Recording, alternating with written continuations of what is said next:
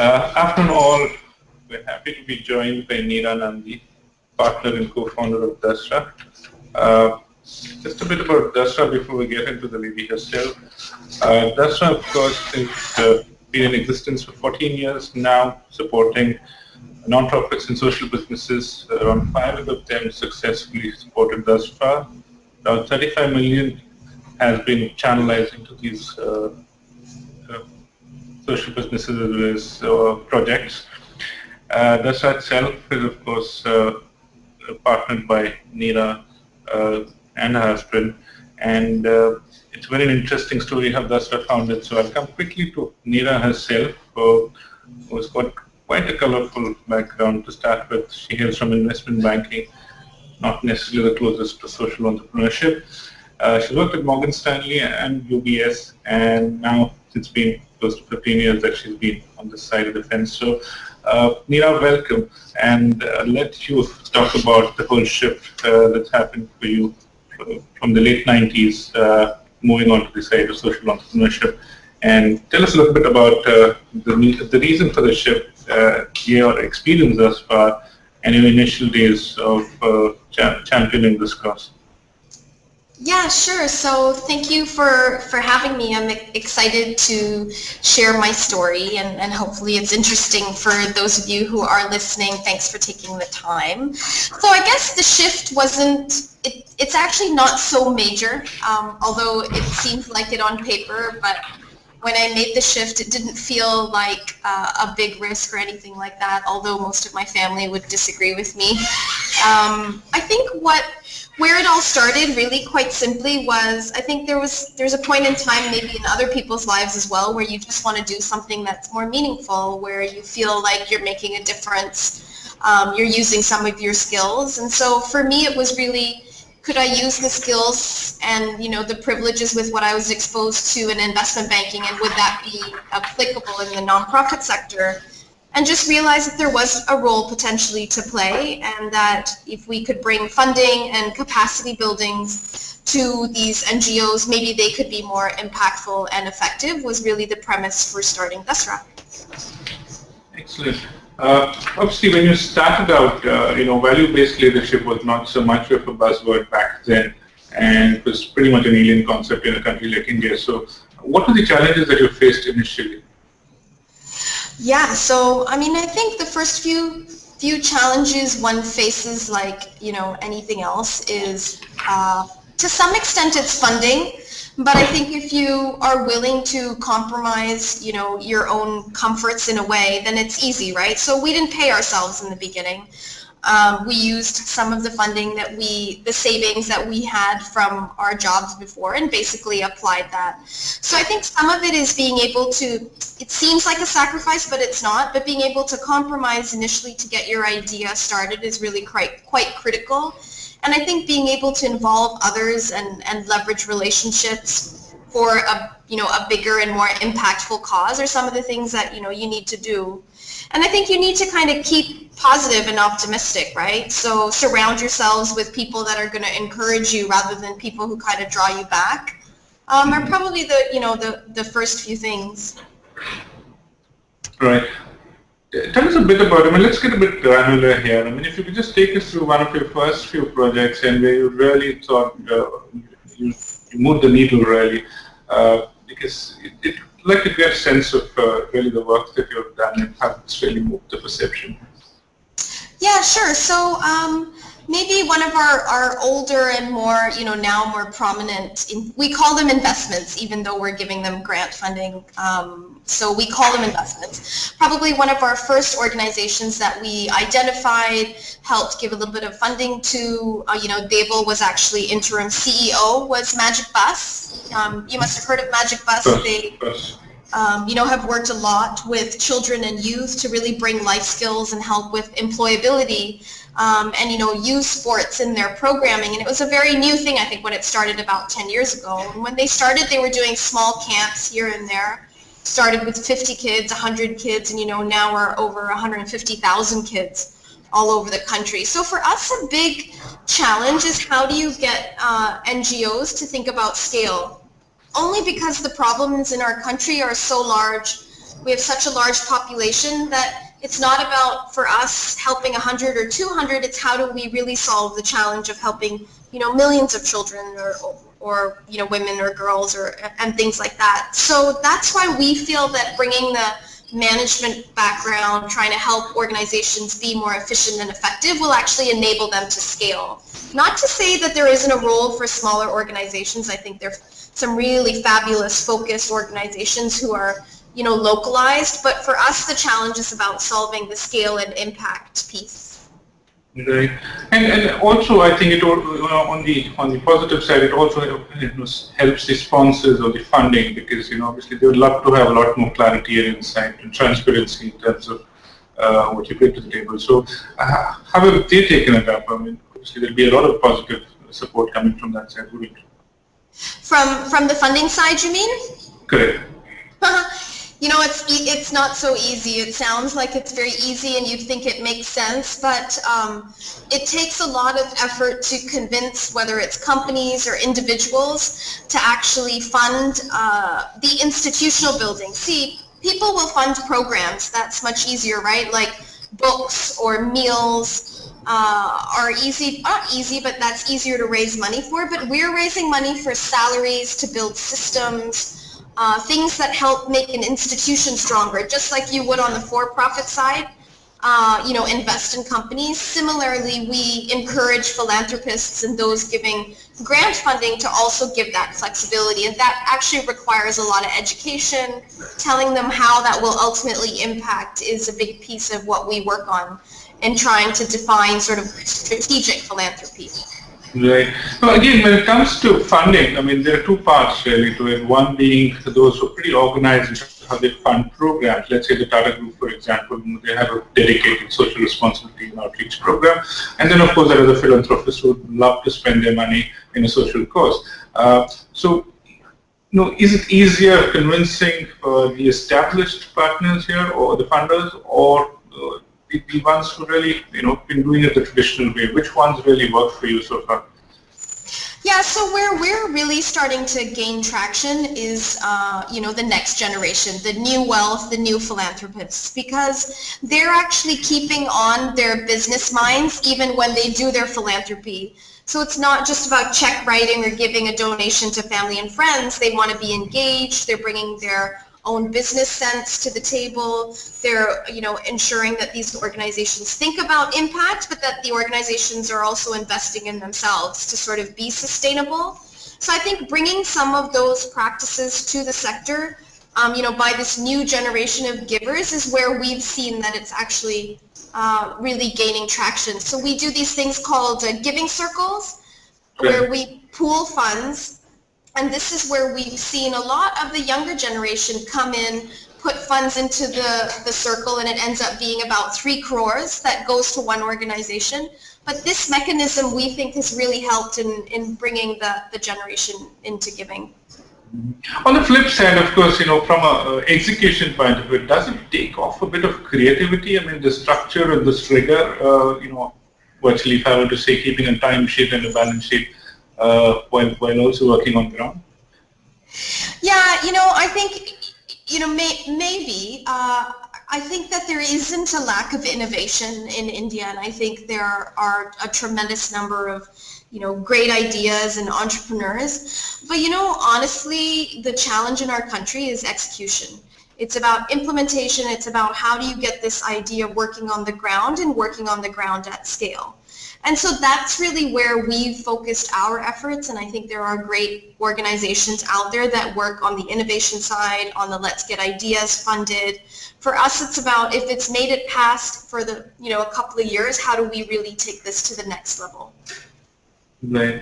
Now, with the NGOs and the agencies that you work with, I believe a major part of your work involves around children. I mean, is that something of a personal interest to Dasra, or is that something just happened by?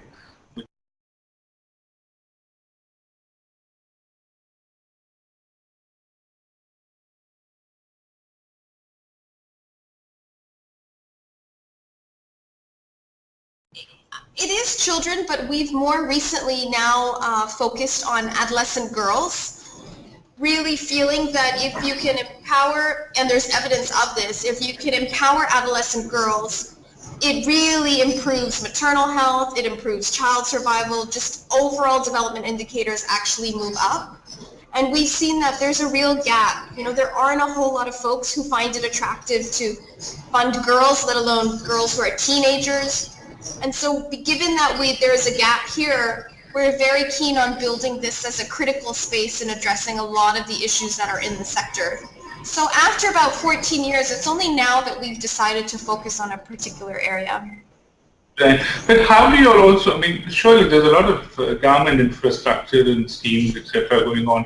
How does Dasra and its NGO partners complement, ongoing schemes from the government or the establishment? Because there's a lot of money being spent there. There's some infrastructure that's being built there. So is the program complementary, or does it really work independent to what's being done? So yeah, I mean, I think in a country like ours, we cannot achieve scale without working with the government, whether it's through existing infrastructure or leveraging schemes. That's really how we've seen programs and organizations scale.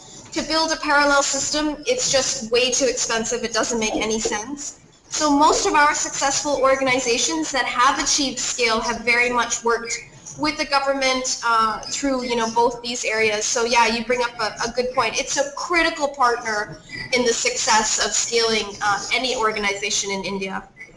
Right, and also it does give you the reach or the depth, really, if you want to use the scalar or the modular structure to really expand your reach, right? I mean, from let's say cities to smaller towns and so on, and that does allow you the reach and depth. Yeah, absolutely. And that being said, it's not always easy. And so many of these NGOs have very innovative and, have great ways of coordinating and working with the government and being persistent. It's quite a big challenge to overcome, but I think most of the nonprofits that want to achieve scale realize the importance of it. And so even in their team structure, they will build out an advocacy piece, or they'll have a group of state coordinators. So mechanisms for engaging with the government actually get built into the organizational structure, which is actually really important.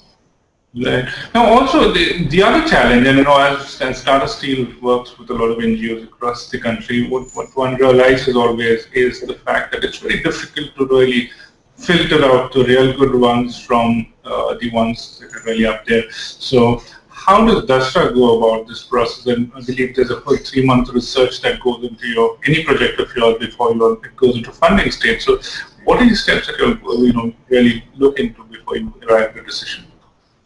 So we actually have an entire team of about 10 people that are dedicated to what we call due diligence. And again, it's like taking terms from the investment banking world, but it's not quite as evil as sometimes it can be on the other side. So the due diligence team will basically look at a universe of organizations for each of our issues. And from that, we will come down to about 50, between 40 to 50 organizations, which we actually do phone calls with, to understand the program, understand the leadership. And then for about 15 or 20, we go out and we do site visits. So to be able to see the organization's work on the ground, we do all of the financial due diligence, we then do operational due diligence, basically to be able to say with confidence that this organization, if somebody were to fund them, would have impact and we are recommending them. And so that actually takes quite a lot of work on our end. And we keep it all open source. Basically, if there's an organization that goes through our due diligence, we want to be able to share that with other people to really encourage funding to come into the sector. So in our research reports, at the back of the research reports, there will be one-pagers that you can see all of the organizations that we recommend. And mainly it's because we don't have a lot of transparency or portals or ways of sharing information easily about NGOs. And, we have 3 million NGOs in the country that are registered. Half of them are defunct, but there's a large amount that are not. And so we just felt that if we could bring this comfort, then there wouldn't be an excuse anymore to say, well, all NGOs are corrupt and they don't even do good work anyway. We were like, we need to solve this to be able to bring more funding and then have sort of more impact. Right. You also mentioned an important point of it being open source, as in your rating or your assessment of a particular NGO will be free for someone else to also use it. So is that really the next step the sector is going to head into, where you kind of have some ratings or some kind of certifications where you say a particular NGO is known by, let's say, a gold level or a silver level of, where it stands vis-a-vis its performance? I think yes and no. So we don't actually put a rating. So we don't say this is A plus and this is D minus or anything like that.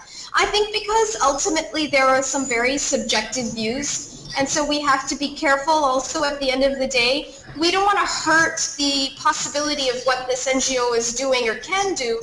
Just because they don't fit into our strategy of scale doesn't mean it's not a good NGO. So I think you have to be careful with the credit rating to not discount very impactful work that's happening.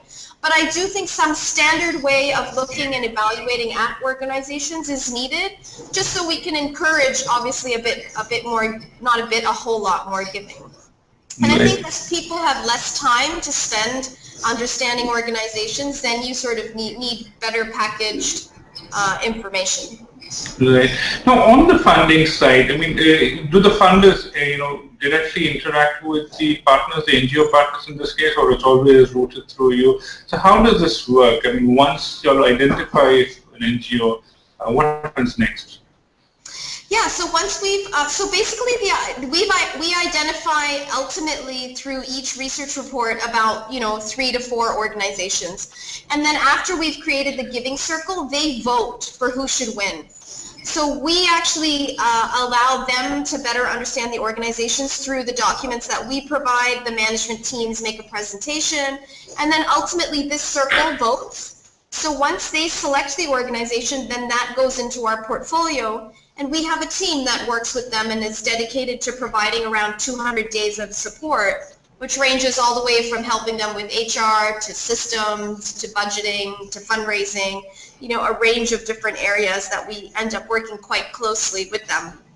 So for some of the circles, the funders get involved, but these are also people running their businesses. They're still involved in leading their organizations, and so although a lot of the intention is actually there to be more engaged, ultimately there are only sort of 1 or 2 out of each circle which get quite involved.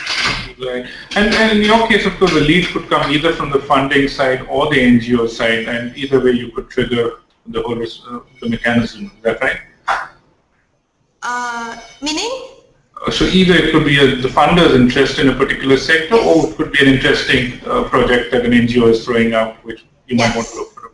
Yes, exactly. So it's almost always us trying to identify strong NGOs in a sector, and then we sort of bring youth and in that sector as a way to engage philanthropists. So it's about bringing sort of these 2 pieces together.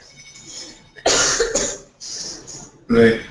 Now, just looking forward, I mean, 14 years is a long journey, really, and we've achieved some milestones for sure. But what's next going from here? I mean, do you see things easing out a bit, or is there some plan to really, build up on scale and size, expand your footprint? You mean for Dasra or in general? For Dasra, of course, to start with. So, I never imagined Dasra everywhere or Dasra being this beast of an organization, at all. So I think there's a role for what we do. We need to scale what we do more, and it doesn't have to be us. So I think what we're very keen to do is partner with other organizations who think there's something useful about the model that we do and be able to build their capacity is really where we see our own growth. I think India's a big enough country for many players that we're happy to build the capacity of others, whether it's within India or even beyond India. So definitely scaling ourselves through more strategic partnerships is really what we want to do. Right. And just as we are part of the corporate entity, and with this 2% mandatory CSR funding coming into effect from this financial year, how does that change the game? I mean, there's going to be a lot of funds made available suddenly, or is that going to be a good thing, or how do you think it's going to shape the sector? Yeah, so I mean, I'm an eternal optimist. Otherwise, obviously, I wouldn't do the work that I'm doing. So I actually do believe that there is a tremendous opportunity that is coming down. I think it's going to take a lot of time, and I think the impact will take time. But I think we're having the right conversations. Some are being forced to have the right conversations. And I think that it will have an impact. And I think to be able to have the kinds of minds and insight and influence that the corporate sector has, if they can actually engage in a genuine way, I think that we can really make a difference, for sure. Right. And I think one quick question really from the funding side of it. You work with a lot of private philanthropists and private new age philanthropists really. And what one has always noticed is Indians traditionally have been philanthropists in a private way. But has this trend really grown? Have more people really now started, trying to share some of their funds for a good cause, for a social cause? How do you see this trend growing over the last few years that you've been associated with this? Yeah, and I mean, I think it's been tremendous, the amount that people are now willing to actually talk about why they give, how they give strategically, and I really think some leadership on that. For example, Rohini Nilkani stands up and talks about giving. Others at our Dasra Philanthropy Week, come and are willing to say and share their insights. I think that's had a tremendous impact on influencing others. And I think Indians give, they have always given, but where we're now starting to see, a really great trend, they're giving to their temple, but they're also giving to NGOs. And they've moved beyond just giving to their community. They're also thinking about sectors, they're thinking about organizations and contributing in many different ways, not only money, but also time or their businesses efforts as well. So we've seen quite a lot of change just in the 15 years that we've been here. Right. Now, when it comes to funding itself, it's not just about the few select elite, but it's also crowdsourcing, which is increasingly becoming an important element of funding. So, is that true also in a country like India? Oh yeah, absolutely. I mean, we don't work as much on the more retail side, if you want to call it that. But I think it is always, very inspiring if you look at Give India or you look at United Way, who do salary deductions. There are people with, not such a big income who are willing to give regularly from their paychecks. That I think the opportunity to build crowdsourcing, I think there's a growing number of youth who want to give back, who want to make a difference, that I think if we use the technology platforms as a channel and be able to report back on the impact or engage them with these NGOs, I do think it's a tremendous opportunity. Right. Also, now finally, in terms of gaps that you'd love to get addressed in the system, whether it's from the infrastructure or the government side, or even from an NGO side, what are the few things that you believe one needs to look at, in a more focused manner over the next few years, if you really want to move the social sector to have impact going forward? Yeah, I mean, I think number one that we've seen our organizations face, and it's probably similar in the corporate sector, is talent. How do we just get more skills and talent willing to commit to this sector? And we've seen a change, but I think we need to see more. And just as NGOs are able to pay a little bit more in salaries, I think in general we're a little low, and so that makes it a challenge, right, to bring in that kind of talent. So with more funding, if we can attract more talent and folks are willing to make the move to the sector, I think that would, close a very big gap.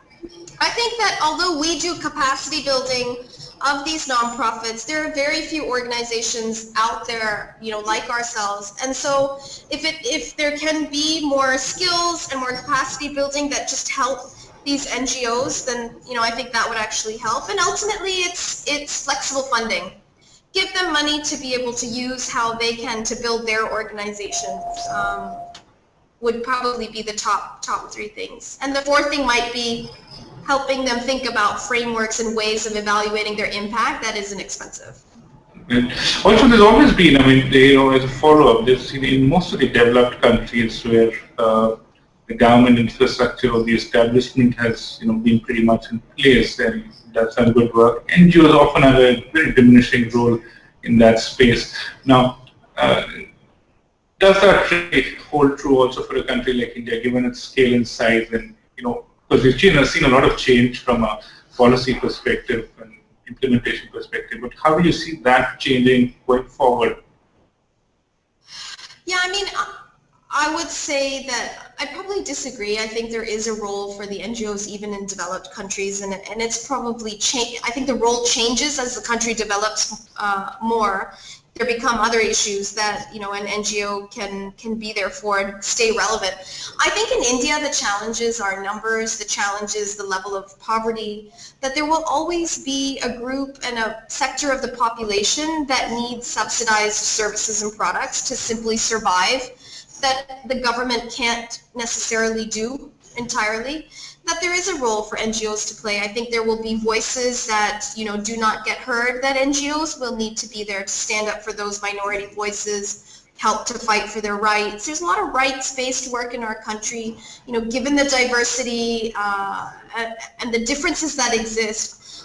Maybe it's unfortunate, but I think there will always be a role for nonprofits to have. Right, right. And finally, having just had to pop in a Tata Steel question, 175-year-old, something that stands out for you from a social cause as someone of a social champion? Tata Steel? Right. Yes, absolutely. I think that they have actually done quite a lot. They have a great reputation in terms of what they've been able to do in the communities that they work in. I think what they could do is document this. I think that with CSR, a lot more sharing of best practices, what's worked, what's not, will just help others who are trying to think about this in a more strategic way, that they should share a lot of what they've learned. But their general reputation is strong. Excellent. Thank you so much, Neera, for your time. It's been a pleasure talking to you, and we're really happy to have you with us. Thanks so much for joining. Great. Thank you. Bye. Bye.